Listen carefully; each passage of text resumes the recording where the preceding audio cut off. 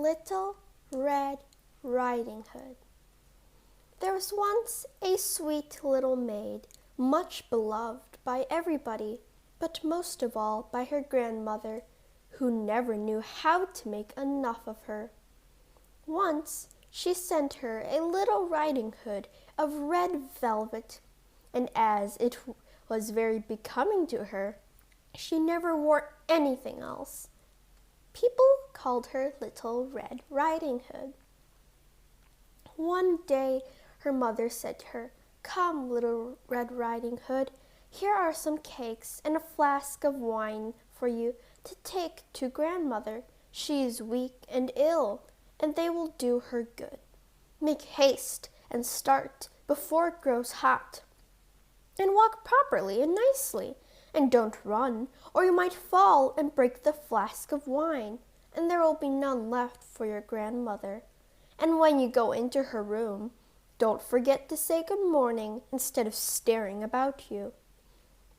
"I will be sure to take care," said Little Red Riding Hood to her mother, and gave her hand upon it.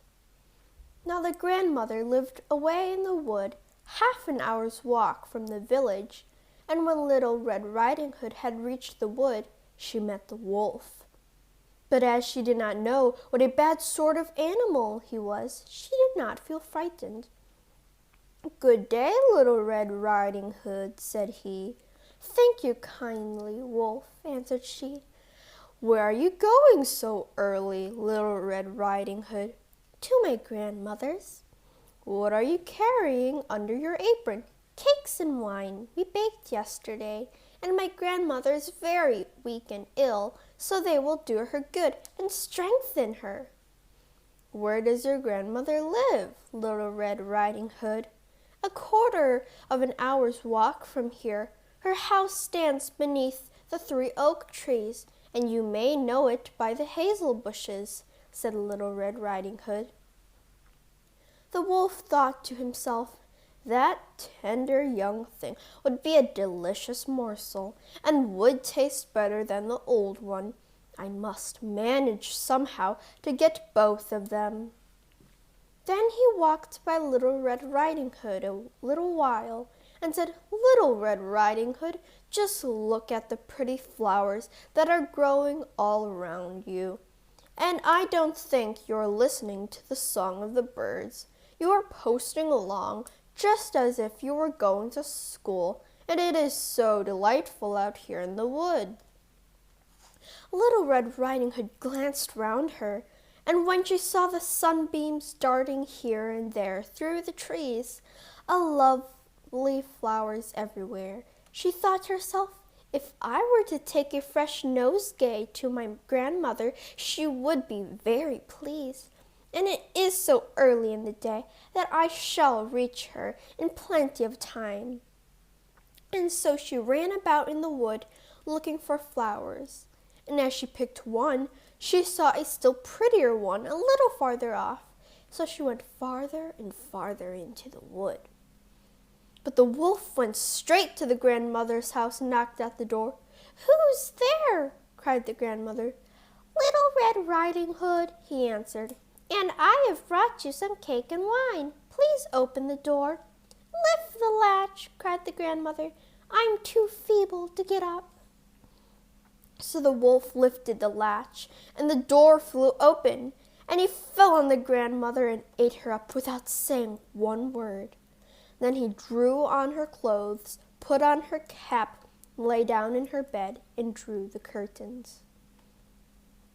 Little Red Riding Hood was all this time running about among the flowers, and when she had gathered as many as she could hold, she remembered her grandmother, and set off to go to her.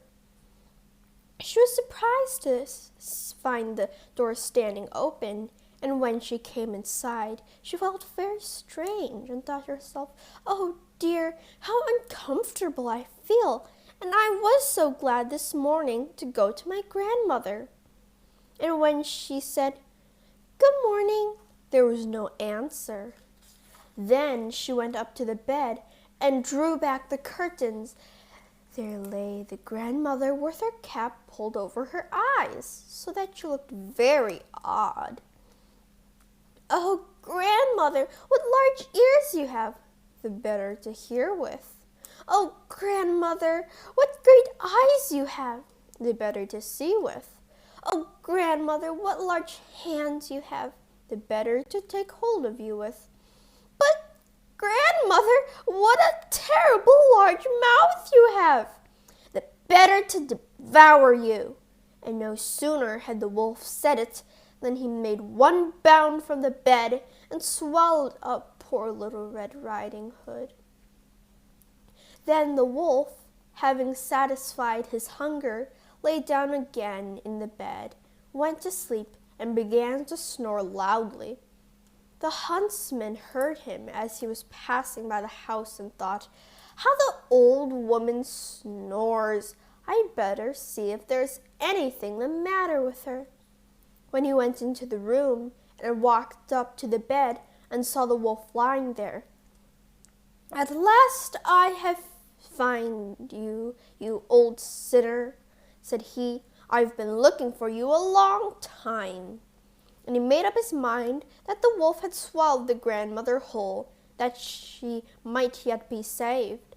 So he did not fire, but took a pair of shears and began to slit up the wolf's body.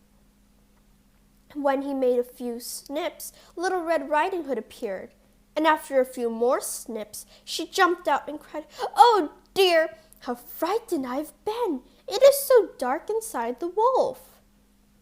And then out came the old grandmother, still living and breathing.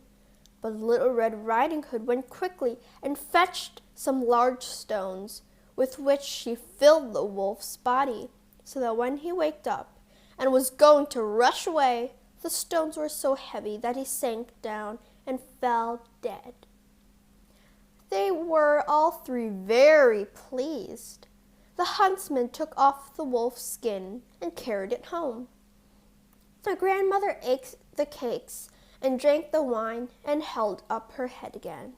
And Little Red Riding Hood said to herself that she would never more stray about in the wood alone, but would mind what her mother said to her.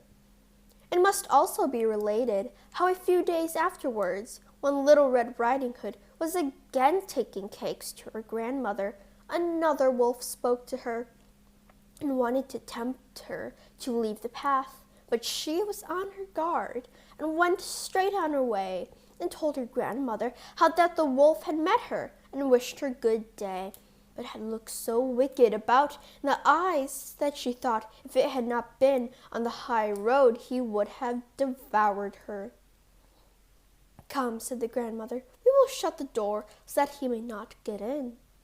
Soon after, the wolf came knocking at the door and calling out, "Open the door, grandmother. I am Little Red Riding Hood, bringing you cakes." But they remained still and did not open the door. After that, the wolf slunk by the house and got at last upon the roof to wait until Little Red Riding Hood should return home in the evening. Then he meant to spring down upon her and devour her in the darkness. But the grandmother discovered his plot. Now there stood before the house a great stone trough, and the grandmother said to the child, "Little Red Riding Hood, I was boiling sausages yesterday, so take the bucket and carry away the water which they were boiled in and pour it into the trough." Little Red Riding Hood did so until the great trough was quite full. When the smell of the sausages reached the nose of the wolf, he snuffed it up and looked around and stretched out his neck so far that he lost his balance and began to slip. And he slipped down off the roof straight into the great trough and was drowned. Then Little Red Riding Hood went cheerfully home and came to no harm. The end.